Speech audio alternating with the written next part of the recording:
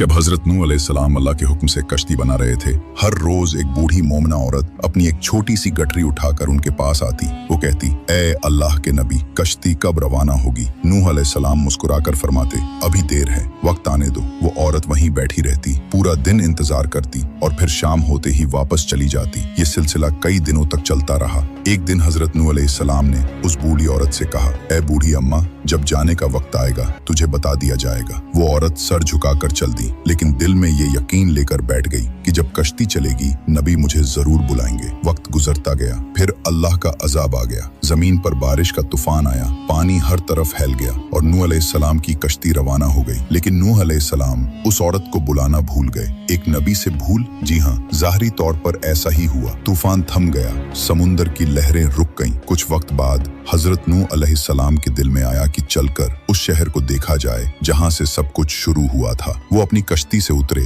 और शहर की तरफ चले। जब शहर पहुंचे तो देखा हर तरफ वीरानी थी, तबाही थी, मगर एक कोने में एक झोपड़ी से रोशनी आ रही थी। एक दिया जल रहा था। नूह अलैहिस्सलाम हैरान हुए, इतना बड़ा तूफान आया, सब कुछ डूब गया, लेकिन ये दिया कैसे जल रहा है? उन्होंने जोर से अल्लाहू अकबर की तकबीर लगाई। झोपड़ी का पर्दा उठा। वही बूढ़ी औरत गठरी उठाए बाहर आई और बड़ी मासूमियत से बोली, या नबी अल्लाह, क्या कश्ती अब तैयार है? चलें। नूह अलैहिस्सलाम की आंखें हैरत से फैल गईं। उन्होंने कहा, ए बूढ़ी अम्मा, तुझे कुछ भी पता नहीं चला? बूढ़ी औरत ने सादा दिली से जवाब दिया, क्या नहीं पता चला या नबी अल्लाह? नूह अलैहिस्सलाम बोले, इतना बड़ा तूफान आया, दुनिया डूब गई, बारिशें बरसी, लोगों पर अजाब आ गया और तुझे कुछ खबर नहीं? वो औरत बड़ी सादगी से बोली, या नबी अल्लाह, एक दिन बादल कुछ गरजे थे और हल्की सी फुहार पड़ी थी बस। नूह अलैहिस्सलाम ने आसमान की तरफ देखा और कहा, ए मेरे रब, ये क्या माजरा है? तब अल्लाह ताला ने हजरत नूह अलैहिस्सलाम पर वही नाजिल फरमाई,